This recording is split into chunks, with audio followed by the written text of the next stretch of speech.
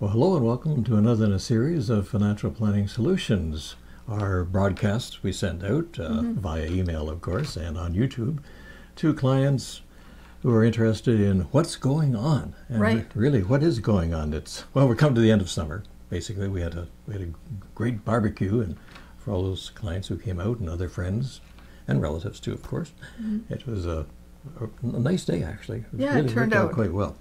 But nice days may be past on the international economic scene, it appears, with falling oil prices going up and down, markets in turmoil, China apparently entering a period of low growth, which is affecting perhaps the whole world. It's a period of real concern, but we've seen this before. Yes, we've seen this before, and interesting when you talk about China and a period of low growth. Low growth in China, even today, is 7%, which North America would be, sending all the bells and whistles out if we were doing 7%. So I think, to some degree, one has to put this in perspective. And actually, recently, there's been a bit of stabilization again in the Chinese market. Part of what's going on is that there was an overheated market in China with a lot of people getting involved in the stock market that had never been involved before because they couldn't afford to. And so, of course, then when any little ripple happens, they have no experience and no comfortable understanding of how the markets work, and you get that reaction.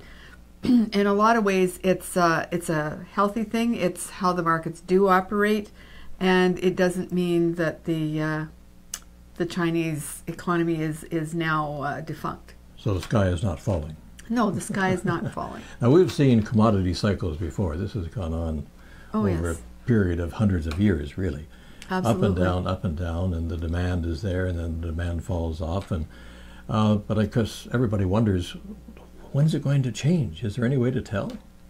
Well, no. Anyone who says they know when it's going to change is probably your neighborhood snake oil salesman.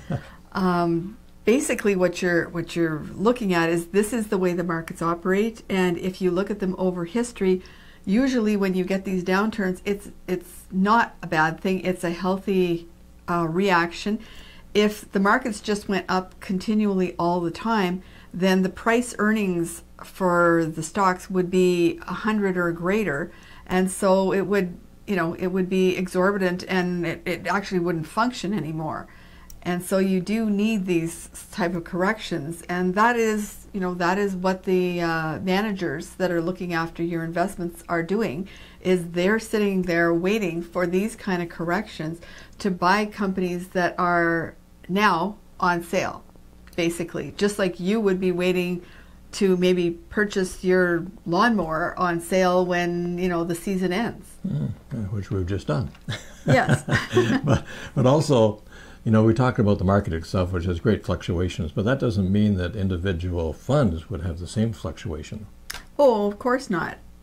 For the great majority of you that are our investing clients, you're not sitting in highly volatile investments.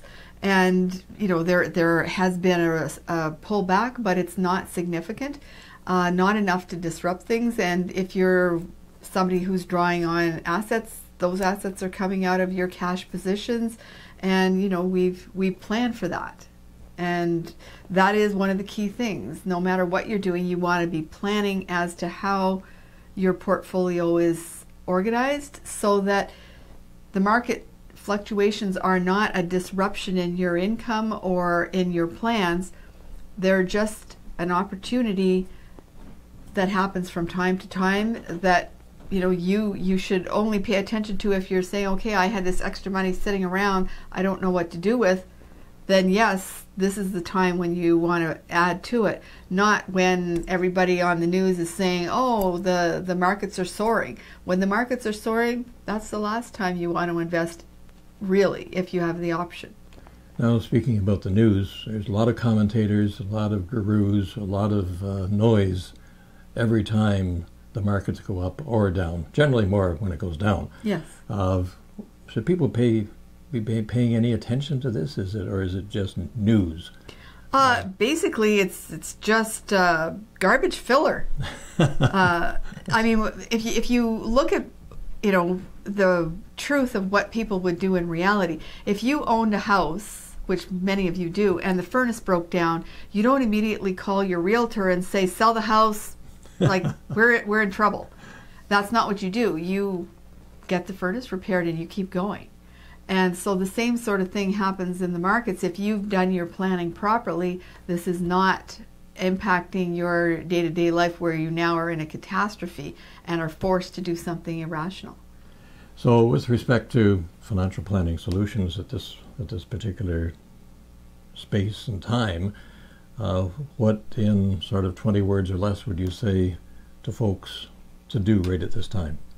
I would say, you know, turn the news off. Certainly the BNN, which is a marketing tool, if nothing else, and a scaremongering tool. It certainly is, you know, business as usual for you. That's the way it should be. People that have done well, if people want to go back and look historically, the people that have done well have just sat tight during these kind of times and not done any radical reactions, because they realized this wasn't their short-term money. This wasn't where they were, you know, buying their bread. That's what your bank account's for, and not your long-term investments. Right. So stay put. Yeah. Just to wrap up here, there's been a lot of talk about retirement, people going into retirement in debt, and a lot of emphasis on saving and how important it is to save as early as possible. Yeah. As a matter of fact, saving almost more important than investing, but to save and then invest. Yeah, absolutely. You can't grow money on nothing. So if you don't save or put something aside, even if it's a small amount, as soon as you're possibly able to do that as a young person, then there's nothing to grow any assets on for retirement, for a house, for education, for anything. There's just nothing to grow it on. And it is the key thing, because if you don't save, there won't be any investments. And so that's really important. I mean, the good thing is if you do that the whole of your life, by the time you retire, then you don't need to worry about saving. I mean, some of my retired clients are like, I don't save as much anymore.